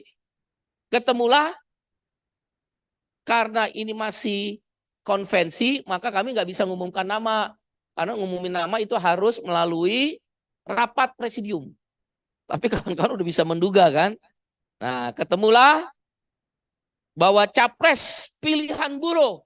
Jadi ya silakan saja serikat-serikat buruh mengklaim-klaim bahwa elit-elitnya itu dukung capres A, dukung capres B, dukung capres C, dukung capres D.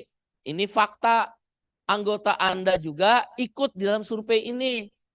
Saya kasih tahu ya, bahwa yang dukung capres A ada di sini anggotanya.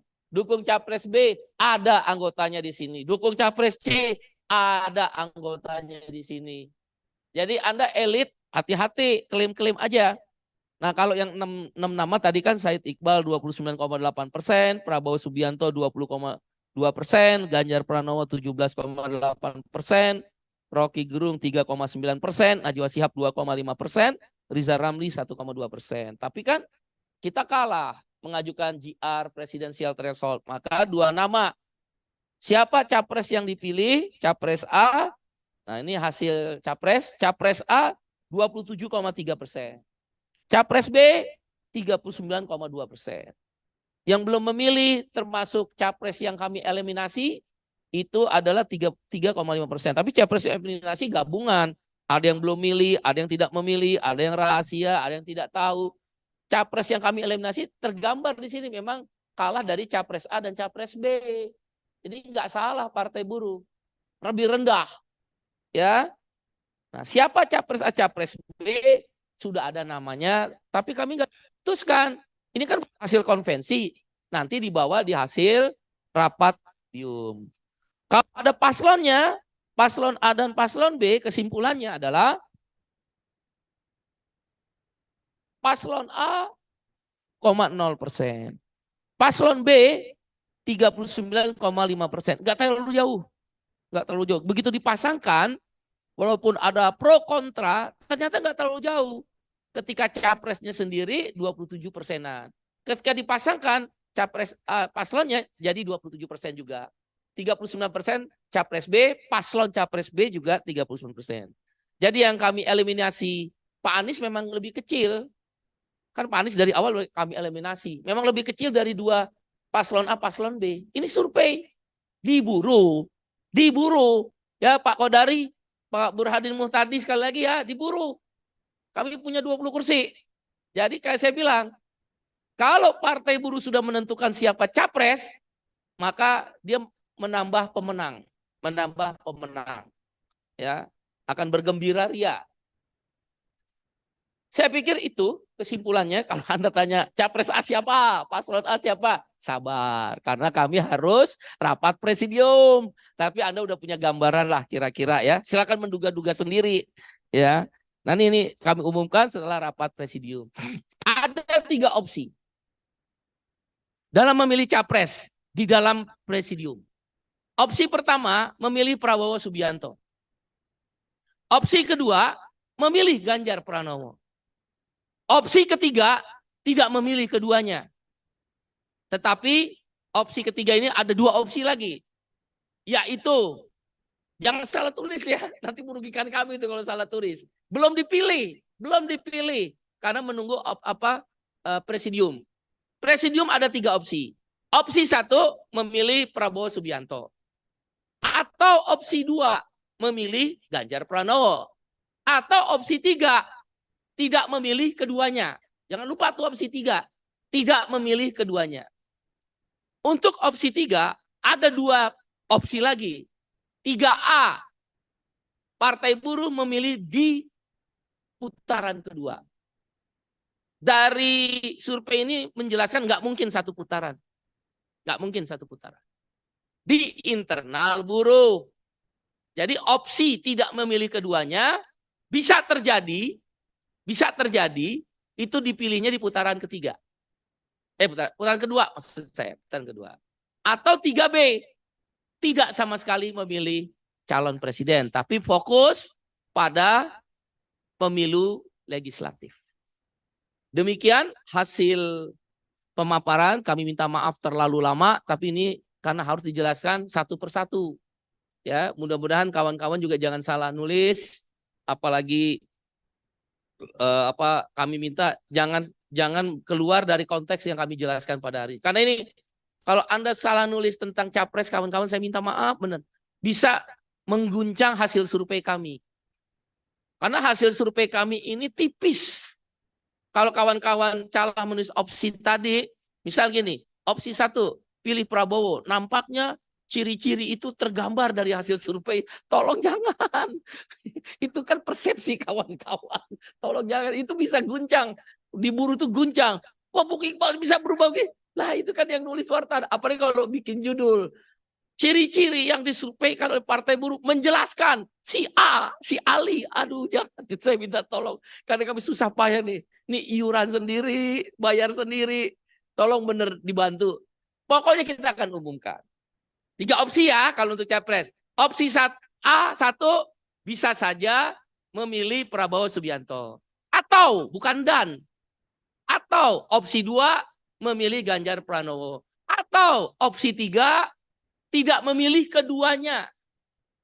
Tidak memilih keduanya juga ada 2 opsi. Pilihan akan ditentukan di putaran kedua. Karena Partai Buruh berkeyakinan 2 putaran. Tidak 1 putaran. Pak Kaudari, kami beda ya. Anda kan sedang menggaungkan gerakan 1 putaran. Menurut kami bohong. Setidak-tidaknya di Partai Buruh. Ya, jangan cederai rakyat ya dengan bayar-bayaran begitu. Nah, yang 3B-nya bisa jadi Partai Buruh tidak memilih keduanya sama sekali. Baik putaran 1 maupun putaran 2. Itu yang bisa kami jelaskan. Insya Allah Partai Buruh udah 2,3%, 20 kursi.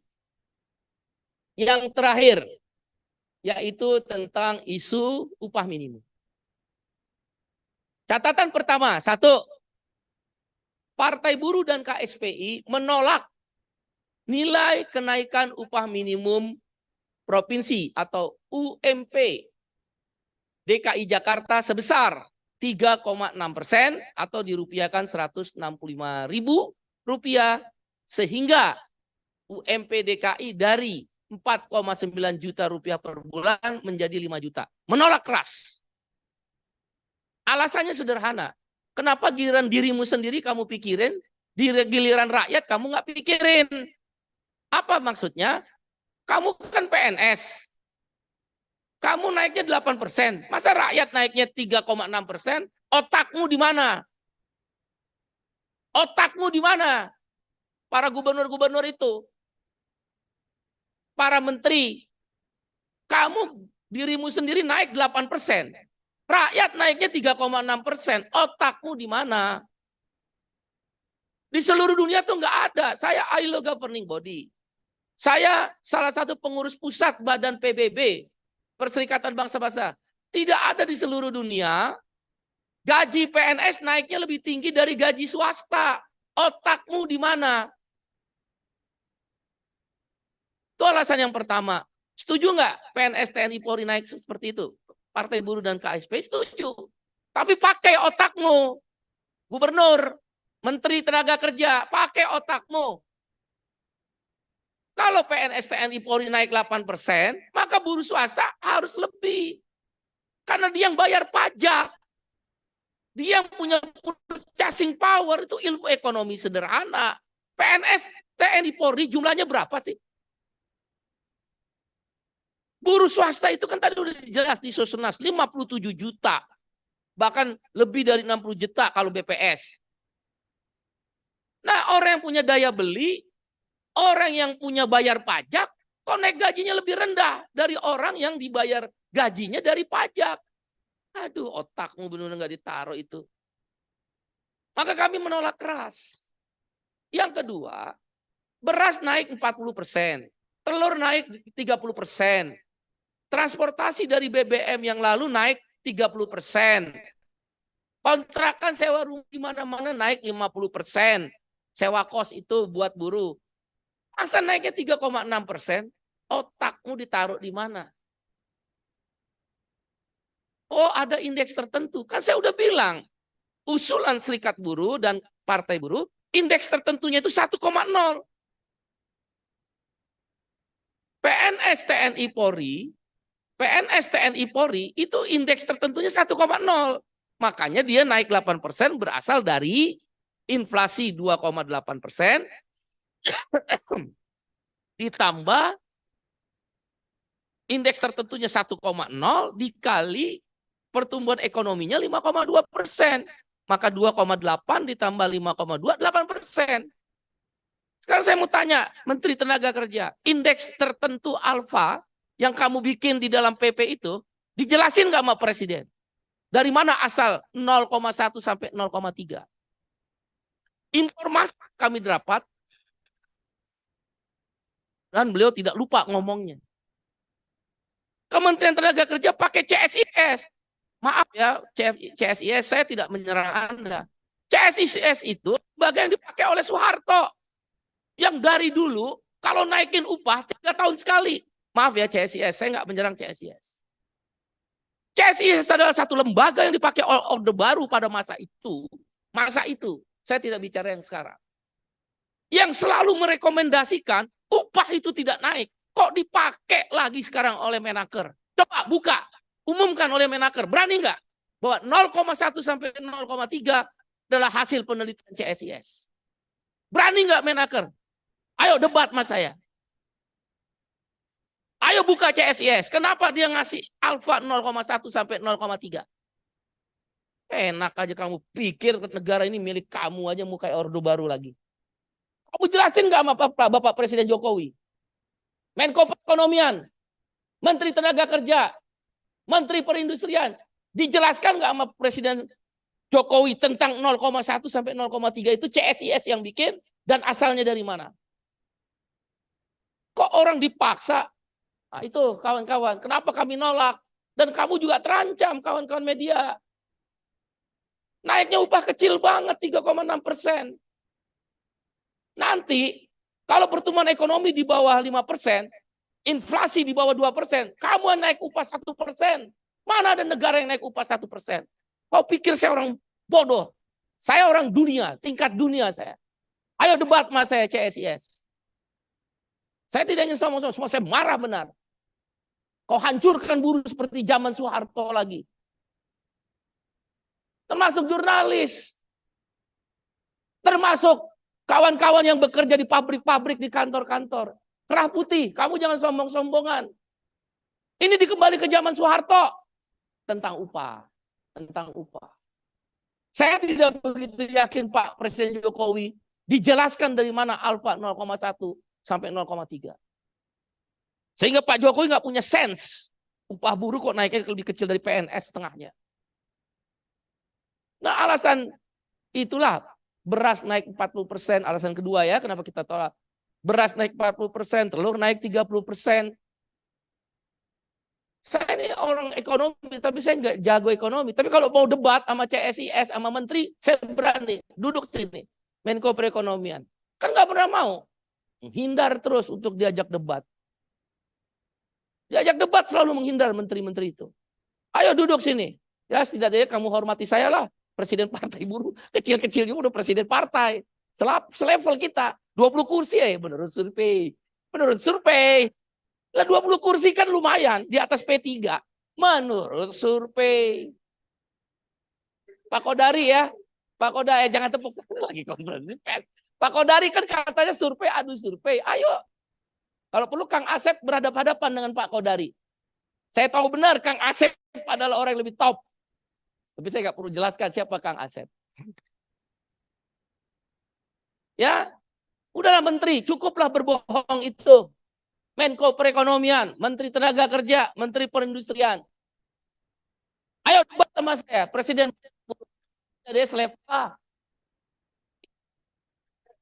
Iya kan? Ayo duduk sini. Jangan kau kecilkan terus buruh. Tapi biarin aja. Hajar aja terus buruh. Tekan terus buruh. Petani tekan. Nanti pemilu tinggal 1,7% lagi kami menang. Ya itu kawan-kawan. Jangan diem aja. Upah kamu kecil kok diem. Kamu ini aneh juga kadang-kadang. Maaf ya wartawan kalau saya kesel sama wartawan juga. Lawan kita semua. Kita ini dibikin. Nah, saya ketemu dengan penasehat Presiden Lula da Silva. Saya kasih tahu ya. Saya ini gini-gini walaupun kecil-kecil, hitam-hitam begini. Cuma kumel-kumel begini. Saya ini ILO governing body. Kalau lagi seminar duduknya dengan Menteri Keuangan Jerman. Menteri Tenaga Kerja Amerika. Maaf ya. Saya kalau di lembaga internasional, kalau lagi seminar, menjadi pembicara itu dengan beliau-beliau. Dengan Menteri Tenaga Kerjanya Brazil. Dengan waktu itu sempat bertemu dengan Stefan Löfven, Perdana Menteri Swedia. Maaf ya. Ayo debat sama saya di sini. Brazil, saya ketemu penasehat Presiden Brazil di Geneva waktu ILO governing body meeting. Dia bilang, saya tanya, berapa 13% demo? 13%. Apa kamu? Malu. Kita di G20 ekonomi kita lebih besar dari Brazil. Sekarang kita nomor 7, nomor 10. Naik 13%. Padahal pertumbuhan mereka cuma 3,2%, inflasi 4%. Pertumbuhan ekonomi kita 5,2%. Ekonomi hanya orang kaya. Makanya orang miskin jangan milih partai-partai yang ada di Senayan sana. Pilih partai-partai yang orang miskin aja. Kalau kamu mau pilih partai buruh, kita terima kasih. Nggak milih juga nggak apa-apa. Tapi jangan pilih partai yang udah ada di Senayan. Partai orang kaya. Pasti dia orientasinya upah murah. Dan bisnis-bisnis saja yang dia pikir. Tapi banyak juga pengusaha yang baik. Sayangnya lebih banyak pengusaha hitam. Di backup oleh menteri-menteri yang menurut kami tidak berpihak kepada orang kecil. Brazil itu naik upah minimumnya 13%. Kau pikir saya orang bodoh nggak ngerti? Saya ngobrol dengan penasehat Lula da Silva, Presiden Brazil. Dan Lula yang memutuskan 13%. Presiden Brazil langsung. Diperintahkan naik 13%. Pengusaha protes, Lula jalan terus. Tapi ekonomi makin tumbuh. Ya. Terakhir, akhirnya KSPI. Ini bukan partai buruh kalau yang terakhir nih. Jangan salah kutip. Ntar gue bisa didiskualifikasi sama KPU. KSPI akan mengorganisir mogok nasional. Bukan partai buruh. Tolong jangan salah tulis. Saya bisa didiskualifikasi nanti. Dicari-cari kesalahan. Yang boleh mengorganisir pemogokan nasional, mogok nasional, kami pakai Undang-Undang Nomor 21 2000. Jadi kalau nanti dirjen, menteri muter-muter balik, nggak ada mogok nasional. Memang nggak ada mogok nasional. Itu nama yang diberikan oleh Serikat Buruh. Udah 2 kali. Bukan kali pertama ini. Dulu lumpuh. 100-200 triliun kata Pak Hatta Rajasa, Menko Perekonomian waktu itu. Lumpuh total. 2 juta buruh. Al Jazeera dan CNN Internasional, Al Jazeera bahasa Inggris, mencatat 2 juta buruh melumpuhkan. Mogok nasional pertama 2012. Kami akan ulangi lagi. 5 juta buruh lumpuh. Bung Iqbal, emang mau lumpuhin ekonomi? Iya. Emang mau lumpuhin pabrik? Iya. Memang tujuan pemogokan itu. Tapi bukan mau ancur-ancuran. Memaksa agar pengusaha mau berunding. Lu kan sok tahu lu. Mentang-mentang dekat pemerintah, neken-neken aja. Pemerintah mentang-mentang kuasa, neken-neken aja. Nah, sekarang kita mau paksa dia berunding. Pakai apa? Mogok. Di Amerika kemarin mogok kok. Jangan muter-muter balikin Bu Dirjen. Di Amerika baru kemarin mogok. Saya ketemu dengan Presiden Serikat Buruh Otomotif di Geneva. Mereka baru selesai mogok 2 minggu. Akhirnya menang. 30% upah naik. Amerika aja naik upah 30%. Apaan Jakarta cuma naik upah 3,6%. Malu-maluin aja. Brazil 13%. Jadi mogok itu tujuannya adalah memaksa pengusaha dan pemerintah berunding. Dan itu sah konstitusional. Maka kita pakai Undang-Undang Nomor 21 tahun 2000. Pasal 4 mengatakan, kalau saya nggak salah dicek lagi, Serikat Buruh salah satu fungsinya mengorganisasi pemogokan. Ini bukan mogok kerja. Kita pakai Undang-Undang Nomor 9 tahun 1998. Menyampaikan pendapat di muka umum. Apa isinya? Ya keluar dari pabrik. Cuma karena ini kita sebut mogok nasional, satu pabrik keluar.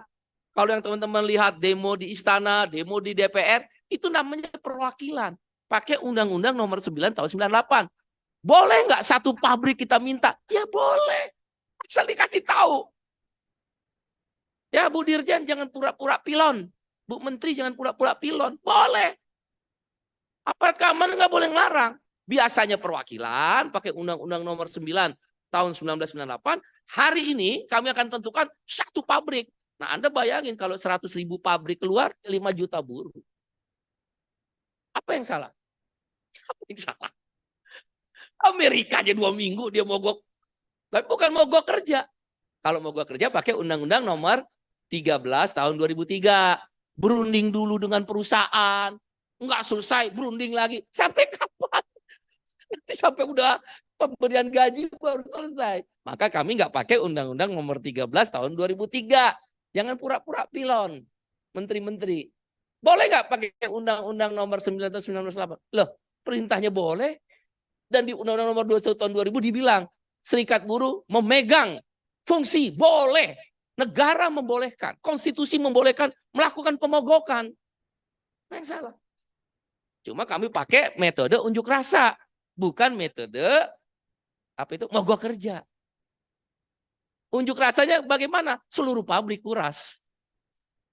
Nah, melalui kesempatan ini kami serukan pada buruh-buruh yang melakukan mogok nasional yang akan kita persiapkan di antara tanggal 30 November sampai 13 Desember 2023 harus damai.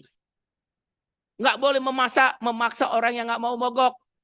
Berlaku tertib. Jangan melakukan tindakan anarkis. Jangan merugikan orang lain. Kalau macet gimana Bung Iqbal? Ya namanya mogok. Kalau nggak ada macet, kalau nggak mau macet ya jangan mogok. Mogok pasti macet di mana-mana. Jangan dibilang itu mau ketertiban umum. Jangan mengada-ngada lah kadang-kadang. Ya namanya orang mogok berkumpul. Namanya berkumpul ya macet. Nggak apa-apa macet sehari 2 hari, tapi upah lo naik. Semut aja diinjek gigit, masa kita nggak ngelawan sih? Melawan secara konstitusional. KSPI dan serikat-serikat buruh lain. Bukan partai buruh. Tolong catat ya, bukan partai buruh. Tapi serikat buruh. Yaitu di antara tanggal 30 November sampai 13 Desember. Di antara 2 tanggal itu. 2 hari kita mogok nasional. Stop produksi, 5 juta buruh turun, berhenti produksi. Kemudian 100 ribuan pabrik akan berhenti. Stop produksi. Partai buruh gimana posisinya? Partai buruh akan memberikan dukungan secara terbuka. Jadi dukungan, bukan mengorganisir pemogokan, beda. Demikian, sekali lagi minta maaf sudah terlalu lama. Mudah-mudahan bisa memberikan masukan buat kawan-kawan. Kalau ada 1-2 pertanyaan silakan. Silakan. Nama dan dari mana? Silakan.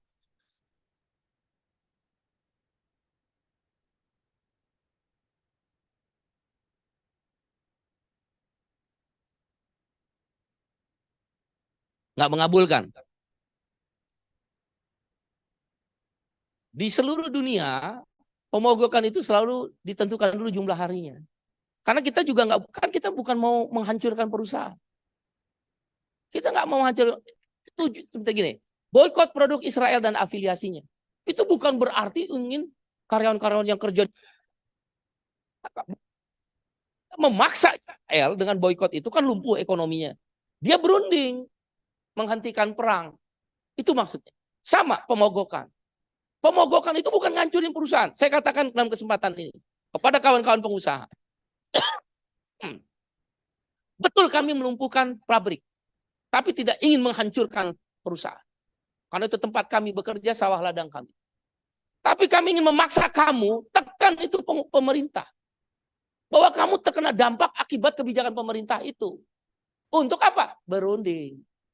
Oleh karena itu harus diberitahu. Hari pemogokan berapa hari?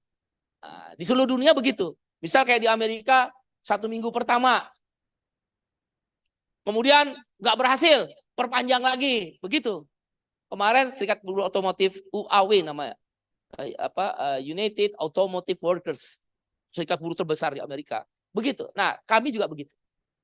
2 hari dulu. Kita lihat hasilnya. Dulu waktu 2012 Pak Hatta Rajasa Menko Perekonomian yang termasuk nutup tol. Kalau kawan-kawan ingat, itu manggil. Nah, kemudian terjadilah negosiasi. Nah, untuk kali ini kami lihat, kalau perusahaan dan pemerintah tetap pede, ya nanti tolong dong suaranya dong. Ini masuk ke sini nih, kalau mau ngobrol mungkin keluar dulu sebentar. Ya, jadi maaf ya.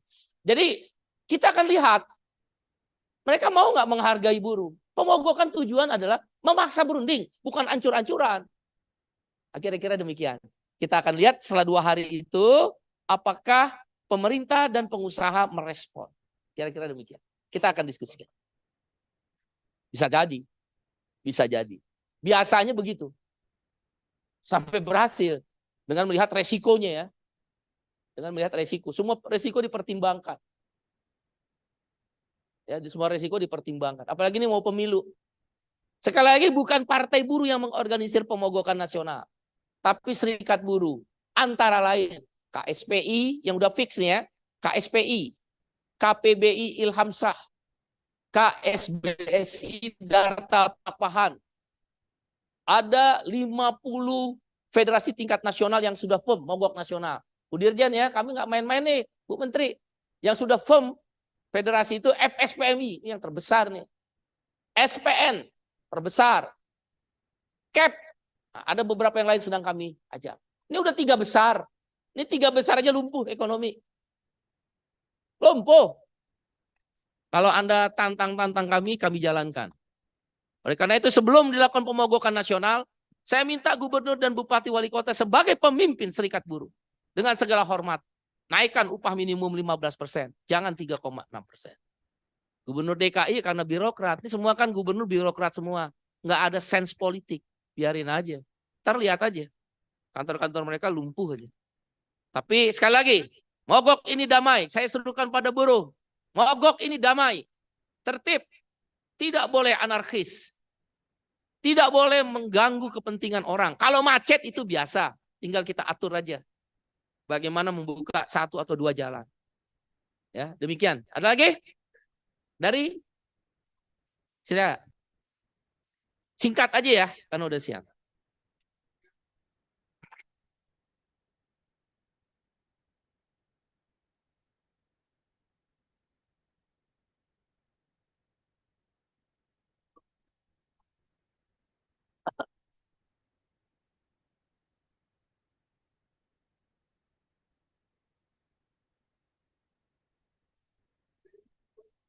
Pertanyaannya Bang.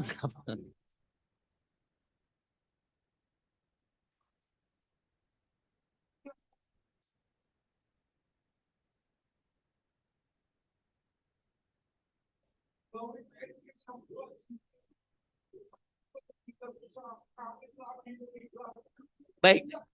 Terima kasih Bang. Terima kasih. Terima kasih. Kawan-kawan begini. Coba perhatian. Dalam survei ini jelas. Ada 5 isu menurut buruh. Sekali lagi kami nggak bicara lain. Karena kalau kami bicara lain dalam ilmu politik itu di hutan belantara. Partai-partai raksasa udah ada. Kami bicara tentang buruh yang selama ini diabaikan. Ada 5 isu. Coba kawan-kawan nanti baca. Kawan-kawan nanti kita kasih ya. Yang mau minta presentasi itu ntar kami kasih. Ya, Bung Kahar, Bung Dimas silakan diberikan. Kami juga akan sebar kepada jaringan kawan-kawan media. Tolong dibantu juga disebar. Ada 5. 1 upah. Nah jelas kan?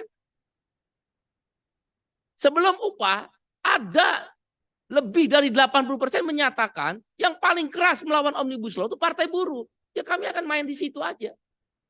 Pokoknya main ngubek-ngubeknya di buruh aja.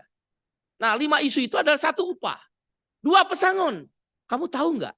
Kalau kamu nanti dipecat, pesangonmu yang 20 tahun kerja cuma dapat berapa? 15 juta. Yang kamu kerja 5 tahun, tidak lebih dari 5 juta. Kalau pakai Undang-Undang Nomor 13, 20 tahun itu bisa 400 juta. Saya sering membela. Saya walaupun gini masih sering turun ke bawah. Bahkan ada yang 2 miliar. Kalau dia perusahaan-perusahaan raksasa. Makanya pesangon yang kecil. Isu yang ketiga adalah apa tadi? Saya baca hasil survei aja ya. Lapangan kerja. Lapangan kerja kami berbasis sosial. Silakan nonton iklannya Partai Buruh di TV One dan Kompas TV. Kami baru bisa beriklan di situ. Mudah-mudahan kalau ada iuran lagi, ada fundraising lagi, kita perbanyak. Nah, itu 3. Jadi kami main di sini aja. Tapi lapangan kerja kami bukan berbasis pasar barang dan pasar uang, pasar sosial. Apa itu pasar sosial? Yaitu pasar yang berbasis jaminan sosial. Bung Iqbal, kok jaminan sosial bisa pasar? Kamu tahu nggak? Kalau Jamsostek itu narik uangnya di saham Indonesia, bursa saham, ambruk nih publik. Blue chip itu yang disebut saham blue chip, itu Jamsostek semua disuruh beli. Itu kalau Jamsostek uang kita, BPJS Tenaga Kerjaan, kita tarik, ambruk ini pasar saham. Cek itu perusahaan-perusahaan korporasi sebelum mereka kuat, minjemnya di mana, beli sahamnya di mana. Kita ini kuat. Cuma kita aja tolol. Ekonomi kita yang kuasain kok melalui Jamsostek itu. Itu namanya pasar sosial. Karena uang pensiun itu tidak akan diambil 30 tahun.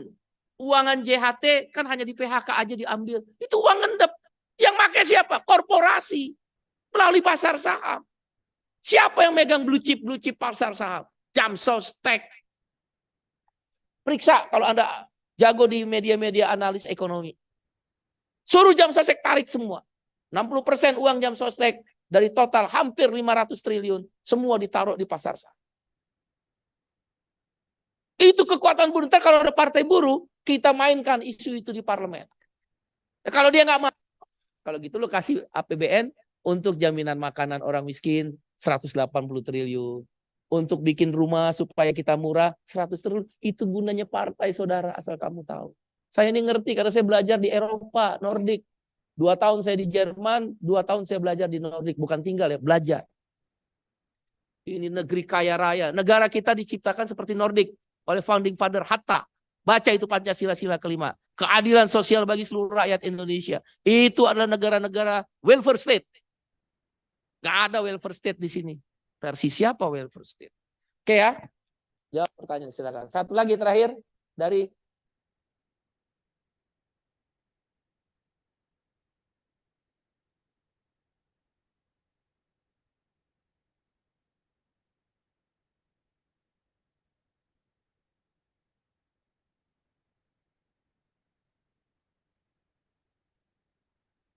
kontribusi buruh ke dalam pertumbuhan ekonomi. Betul. Iya.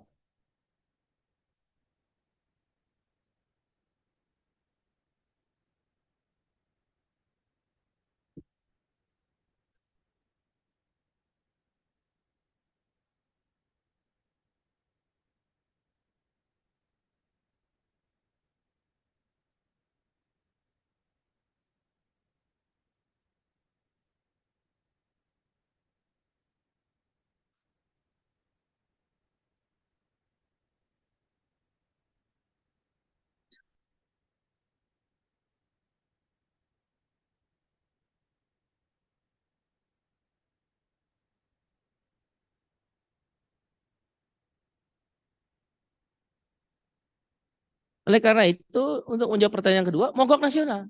Maksa. Kan dia maksa tuh.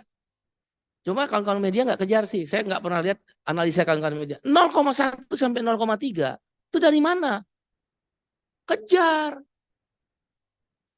Oh ini hasil rumusan. Mana rumusnya? Kan biasanya ada investigasi mendalam dari kawan-kawan media. Mana rumusnya? Saya aja nggak tahu.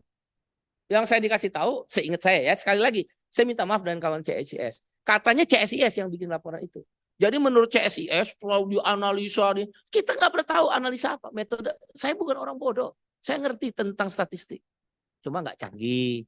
Saya ngerti tentang makro dan mikro ekonomi. Cuma nggak canggih.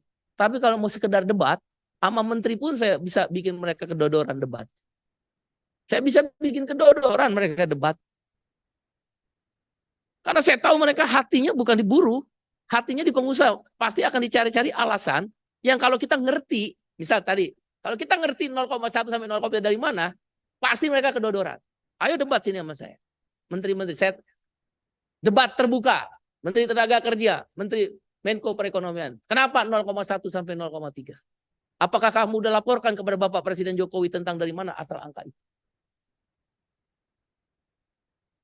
Ayo CSIS, taruh sini, ntar saya panggil. Kalau CSIS yang maju, saya panggil lagi lembaga jagoannya lagi, ya kan? Pasti saya kalah debat sama CSIS. Saya nggak percaya. Mereka bilang kontribusi pertumbuhan ekonomi kan tumbuh. Ekonomi itu dari PDB. PDB itu produk domestik bruto, ya kan? Produk domestik bruto itu mereka ngukur. Yang tadi teman bilang itu. Berapa kontribusi buruh? Saya mau tanya, dari mana Anda ngitung? Nilai produktivitas saja Anda nggak bisa hitung kok. Kalau Anda mau hitung berapa kontribusi terhadap PDB dari buruh, maka Anda punya indeks produktivitas namanya. Dan di dalam teori ekonomi yang ketiga, pendekatan pertumbuhan ekonomi itu bukan lagi expenditure approach namanya, government expenditure, konsumsi, investasi, dan net ekspor itu. Itu udah ketinggalan zaman. Negara maju pakai namanya income approach. Income approach itu adalah mengukur pertumbuhan ekonomi dari upah. Jadi kelihatan ekonomi tumbuh, upah tumbuh enggak? Ekonomi tumbuh 5,2%, masa upah naiknya 3,6%? Masuk akal enggak? Oh, itu ada kontribusi buruh yang tidak 100%. Dari mana kamu hitung itu? 3 itu. Kamu punya indeks produktivitas? Coba, mana produktivitas kita? Anda punya indeks produktivitas menurut income approach, saya udah kayak dosen aja. Saya ngerti yang kayak gitu. Maka income approach itu baru ketahuan. Naik upah sekian, lapangan kerja terbuka sekian. Naik upah sekian, lapangan kerja terbuka sekian. Inflasi, pertumbuhan ekonomi, dan kemajuan teknologi. Itu namanya income approach. Menteri tahu. Maka saya dipikir kita ini bodoh. Nggak ngerti ekonomi. Ya, jadi 0,1 sampai 0,3 nggak ada dasarnya. Nggak pernah dijelaskan.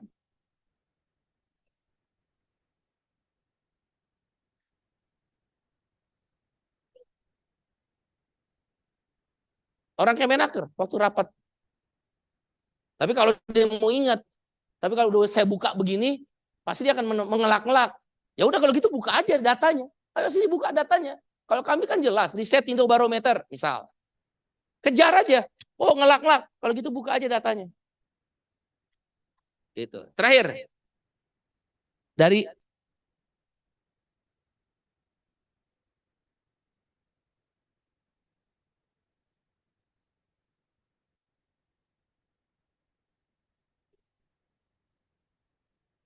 Oke, pertanyaannya. Jangan waktunya kita. Pertanyaannya aja.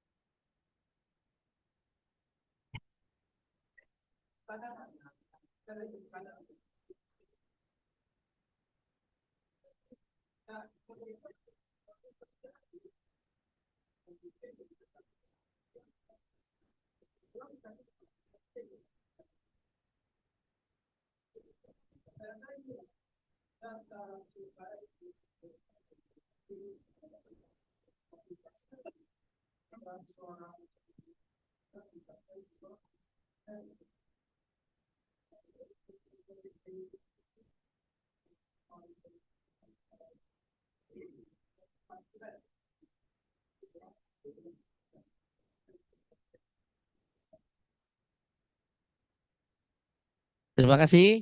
Jadi di dalam rekomendasi kan sudah ada. Berkutat di 5 isu utama. Itu satu. Jadi angkat aja isu utama termasuk Omnibus Law. Makanya mogok nasional itu salah satu strategi.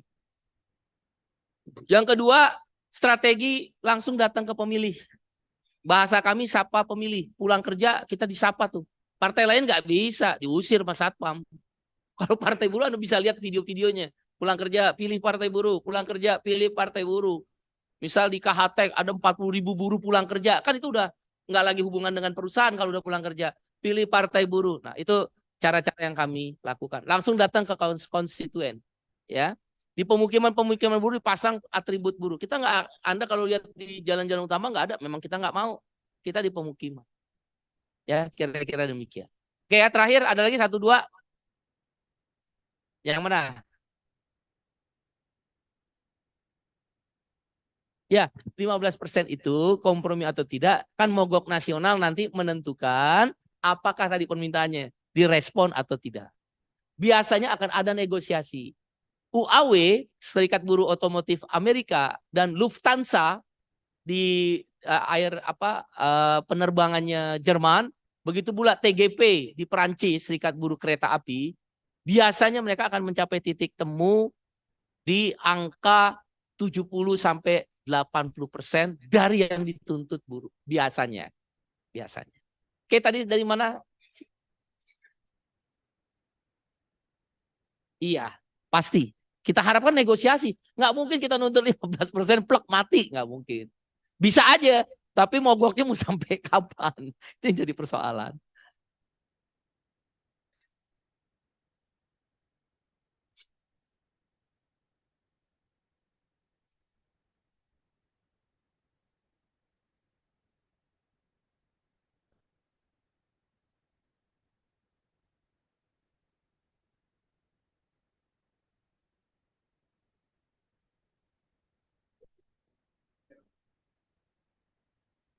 Kalau teman-teman buka jejak digital, pengusaha ngomongnya selalu begitu.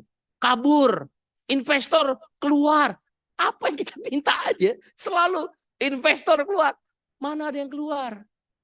Yang keluar itu karena pandemi COVID, bukan karena naik upah. Yang keluar itu karena si buyer, si prinsipalnya memindahkan pabrik. Misal Toshiba. Toshiba Indonesia dengan Toshiba Cina waktu itu bersaing. Tapi Toshiba nggak mungkin nambah investasi di dua negara ini. Maka dihitung kalkulasi. Kalkulasi market, bukan kalkulasi upah. Oh, market Cina jauh lebih besar dibandingin Indonesia. Maka Toshiba Indonesia ditutup pindah ke Cina. Jadi bukan upah. Upahnya lebih rendah kok Toshiba Indonesia dibandingin Toshiba Cina. Jadi apa itu ya? Retorika. Retorika itu terus dibangun supaya kita takut. Sama, saya juga kan membuat retorika. Kalau kamu nggak mau naikin, mogok. Kamu nggak mau naikin, mogok. Itu memang begitu. Siwar, perang urat saraf. Jadi saya orang yang tidak percaya. 30 tahun saya memimpin gerakan buruh. 9 tahun lebih saya menjadi anggota ILO Governing Body tingkat dunia. Saya pemimpin buruh tingkat dunia. Bukan lagi sombong-sombongan ya, minta maaf kalau ada kata-kata yang terkesan sombong, saya minta maaf. Jadi saya tahu persis itu bohong. Hentikan retorika bohong itu. Jadi dia pindah karena faktor tadi prinsipal, karena faktor pandemi, karena faktor pajak dan custom yang memberatkan. Upah itu kalau World Economic Forum di nomor 15 atau 16. Ada, tapi di nomor 15 atau 16. Jadi itu bohong. Nggak akan ada. Nah yang ada memang pindah dari satu provinsi ke provinsi. Misal dari Banten pindah ke Jawa Tengah. Mungkin. Dia pulang dari pindah Indonesia, rugi dia. Coba-coba aja dia pindah Indonesia, masuk yang baru.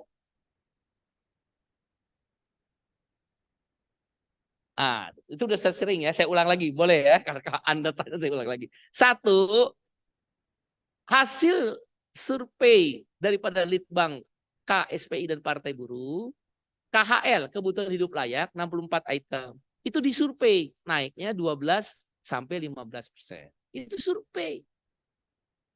Tadi saya sudah sebut, beras naik 40%, transportasi naik 30%, sewa rumah naik 50%. Dan Anda kalau mau ngikut itu, lihat aja inflasi makanan. Inflasi makanannya BPS, pasti di atas 20%. Kan kita pengkonsumsi makanan. Gitu ya. Alasan yang kedua, PNS sudah naik 8%. Masa kamu naik setengah dari PNS, setengah dari PNS? Nggak masuk akal. Tadi saya sudah jelaskan faktor. Alasan yang ketiga, upper middle income country. Upper middle income country itu Indonesia rata-rata upahnya ada 5,6 juta. Makanya buruh DKI nuntutnya 5,6 juta. Itu berapa naiknya? 15%. Kira-kira demikian. Cukup ya? Terima kasih kawan-kawan semua. Saya minta maaf kalau kata-kata yang kurang berkenan, ada tindakan kami yang kurang berkenan, saya minta maaf, tolong dibantu karena ini juga menyangkut masa depan kamu. Ya, bukan hanya masa depan saya mah kelas menengah tuh. nggak terlalu terpengaruh ya. Terima kasih. Dan tolong dibantu Partai Buruh untuk diberitakan bahwa apa yang disampaikan oleh Kodari dan lain-lain itu adalah bohong. Kami ada makan siang, silakan dinikmati. Terima kasih. Assalamualaikum warahmatullahi wabarakatuh. Shalom, Om Santi, Santi, Santi Om. Sesuai doa dan salam agama kita masing-masing. Saya nggak tahu kalau itu Kompas. Nggak tahu saya.